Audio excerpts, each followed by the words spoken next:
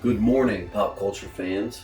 This is James from Mint Hunter Comics, and today I dressed up real nice for you guys to do a review on the Sideshow exclusive Poison Ivy, aka the only statue my girlfriend doesn't totally hate.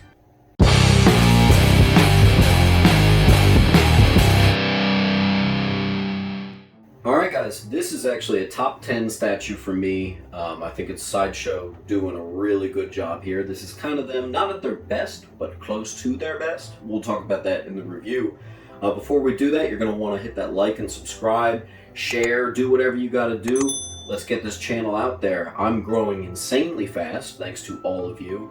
We have a 500 subscriber giveaway coming up, and we're like close to 400 already. I didn't think we'd honestly even get it in 2020, and I think we're going to. So it's all thanks to you guys, and keep the support and keep the love. I appreciate you so much.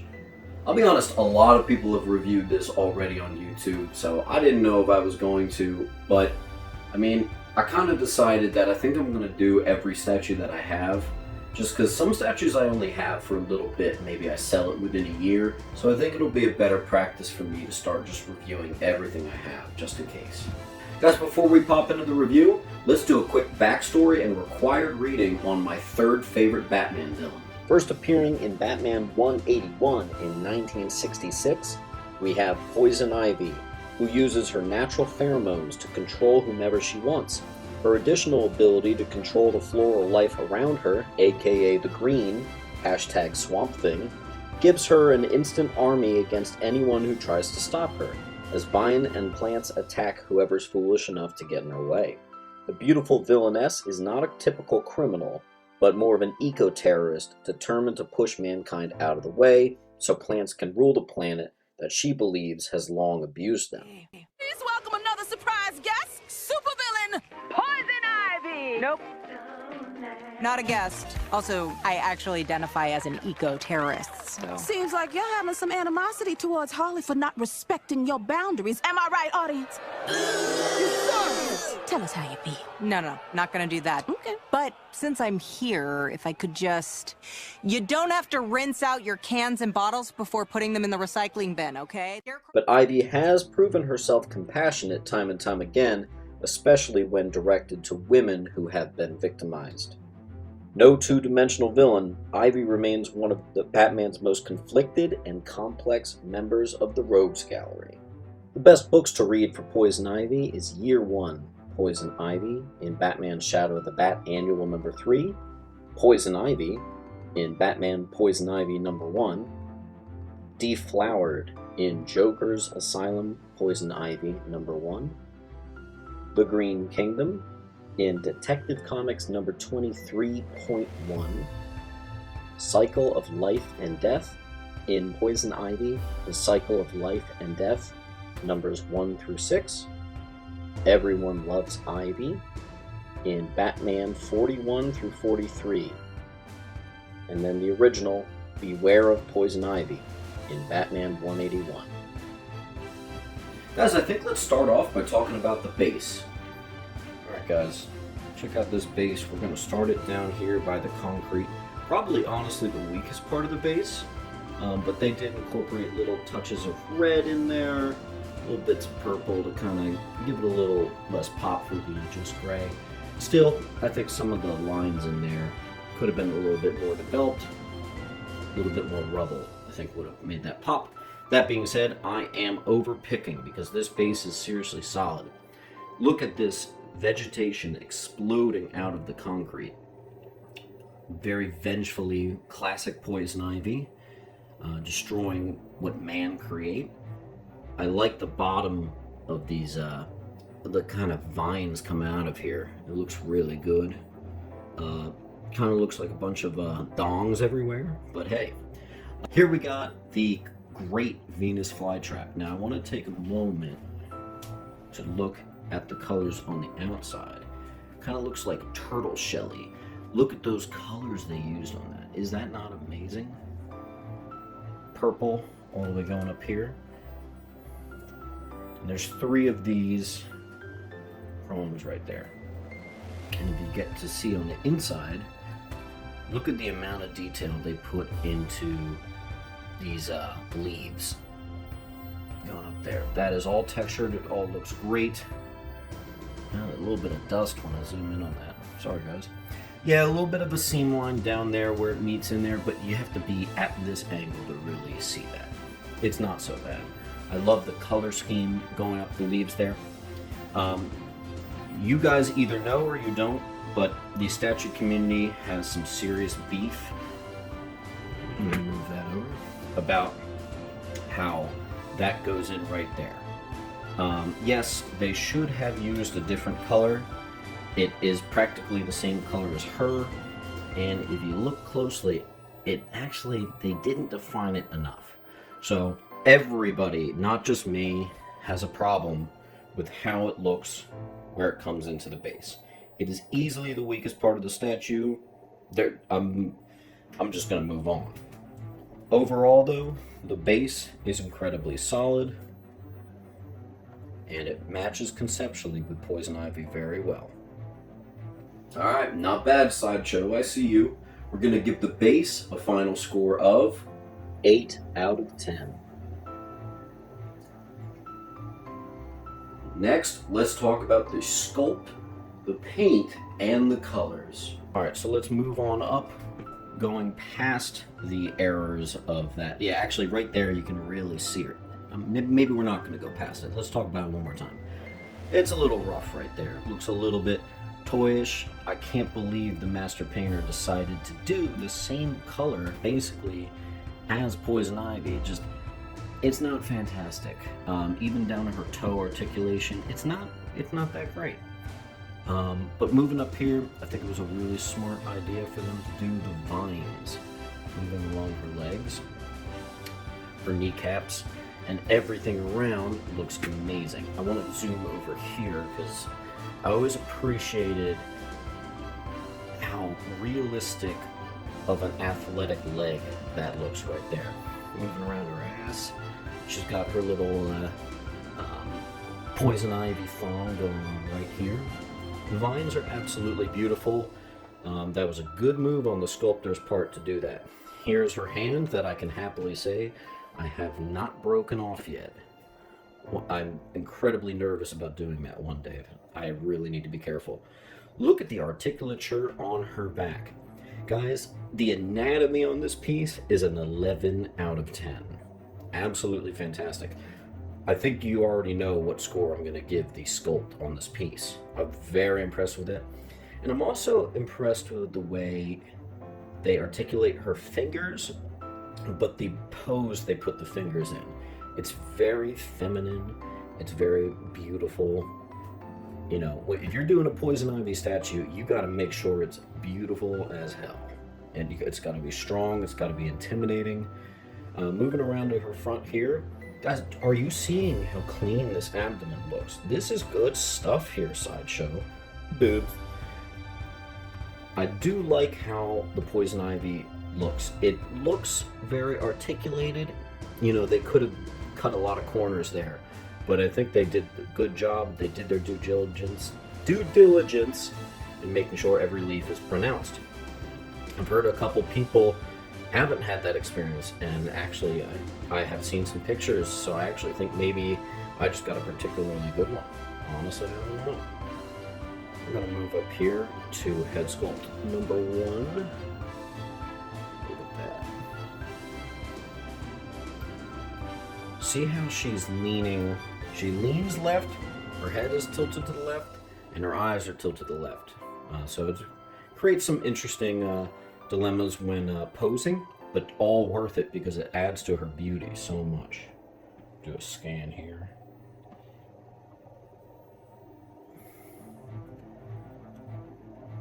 My girlfriend said one thing she really appreciated about the statue is the hair, and I agree.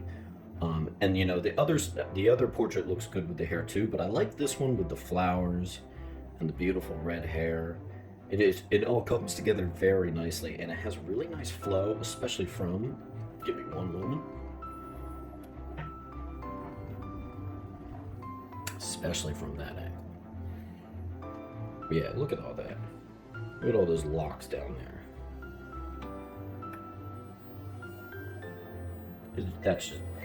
That's the winning head sculpt. And if you want to see what it looks like, right there, that's the sweet spot. That's what you want her to be looking at. And if you see, you move out, she's got her hand right out like that. And I love that little smirk she has on her face. She looks so devious. So guys, this one, Sideshow really did a good job on this one. Look at that angle right there. Got a little variety here going on. Let's give the sculpt a final score of 9 out of 10. the paint a final score of 7 out of 10. Basically just for the foot thing. and the colors the final score of 7 out of 10. Hitting you for the foot thing again. Alright, so let's talk about that design and pose, because there's actually a lot to talk about here. I think the design was a very big win for this, and the pose was a win too. Now, what's interesting about this statue, the moment you unbox it, you discover something really quick, and it's that she has to be displayed up high. And the reason for that is she's kind of looking down a little bit like that. It's also a tricky angle because she's so arched to the side. There's a few angles that I think she looks really good at. Like anywhere in this region looks good. It's a tricky because she's facing to the left and then her head tilts to the left and her eyes tilt even more to the left. So it makes it a little hard to display, but I actually think they did a good job with the pose, because sometimes you can do that and it doesn't come across well. But I think it's because the beauty of the anatomy, her hand held out like it is, and the way her body contorts, they really captured feminine beauty fantastically on this.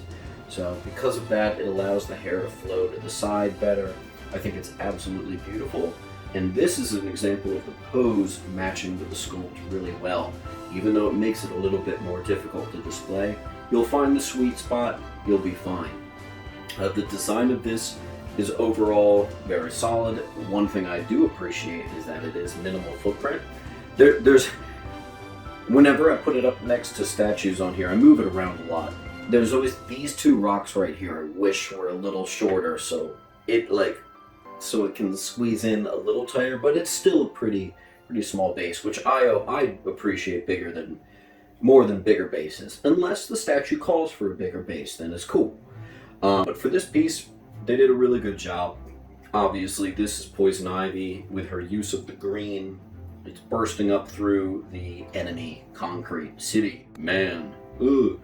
And it's vegetation. It's exploding out Poison Ivy. It totally, concept-wise, it totally works.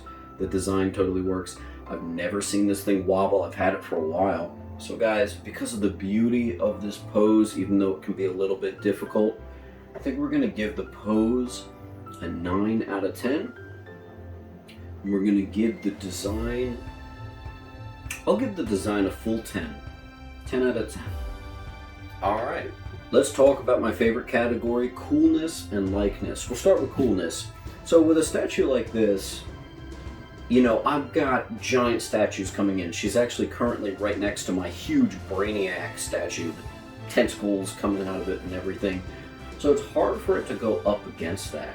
But I think it's because of the composition and the colors and how cool and composed and beautiful she is, and the fact that she's coming out of the Venus flytrap, that it makes it really cool for me. I think it is very Poison Ivy. I think it is super cool. I do like how it's coming out of the Venus flytrap. Conceptually wise, this was a total win. So I also think that translates to coolness. I get a real cool vibe from this statue, guys. Maybe you have to see it in person, but I think it's really cool. So I'm actually going to give it the 9 out of 10 for coolness. Alright, but what I really want to talk about is the likeness. The old Sideshow premium format, I think, did a really good job with getting Poison Ivy down, but this does a better job of getting Poison Ivy down and looking a little bit more human. The old PF, it looked a little bit doll-like, and I was on the fence for years about getting that, and I never did because it looked a little bit doll-like to me. Everybody says it looked better in person. sure, but this one is the one. I mean, the likeness to Poison Ivy is perfect, and honestly, in both head sculpts too. The other one's a little bit Medusa-like, but you know, it's kind of what her character's based on, so it's okay. This is the preferred head sculpt. I love the hair. It's just so Poison Ivy. She looks seductive. She's very in tune with the green. I think we're going to give the likeness on this one a 10 out of 10. Proportions. So for this piece, this is a quarter scale statue, meaning she would ideally be 4 times the size of this in real life if she was real. And it is the perfect length. She's exactly what you want out of a quarter scale. She's not underscaled, she's not overscaled, she's exactly in that quarter scale mark. And one thing that almost is bonus points for me is the statue doesn't have that much footprint. I can kind of, for the most part, squeeze it into anywhere. I really appreciate that. So for the proportions, I'm going to give it the full 10 out of 10. Alright guys, so for the price, our last category here, I should have done some research. I don't know if this is still available. It might be. But this for me was about $600, and that's obviously before taxing and ship and everything. But I waited a long time for this piece. I think it was over a 2-year wait since I first found out that it was going to happen, and it was worth every month, you know, delay. I was so happy when it finally came in. I have actually had this. God, has it been a year? Has it been a full year? It might be an actual full year since I got this. Maybe even more. Time's kind of flying here in 2020. Didn't know. But I was really happy with this. This is from the era that you could really get good deals still. It was either 600 or below 600, I forget. But man, this was such a win for me. So we're going to give the price a 10 out of 10. Alright guys, we're going to give the final score of... What'd you think? Did Sideshow bring it home? Or do you think another Poison Ivy still needs to be made? Yeah, I think there's a couple problems with the paint. But here's the thing with paint. You can always repaint. And I'm a painter, so since I've had this, I've been thinking about touching up that one spot that nobody really likes. I think once I do that, I'll be pretty happy with this piece. Like, give it 10 out of 10s overall. So we'll see. I've been happy with this piece for years, and I continue to be. Now, guys, let me just say something real quick. You have all been so great. You know, I want to individually thank so many of you, but I've made too many friendships right now that it's getting to the point where I would have to do a whole video of itself just to mention everybody that I've been so cool with lately. But you guys know who you are. Thank you so much for your support. You know, thanks for the DMs on Instagram and just talking comic books and all that good stuff. Thanks for some YouTubers that have taken me under their wing and given me advice. Just everybody in this community is just so great. And whether you're a statue fan, a movie fan, a comic fan, whatever you are, you've all played a part in my channel. And I really thank you for that. So I'll end it like I always end it. This is James from Mint Hunter Comics. Keep on collecting, and thank you all.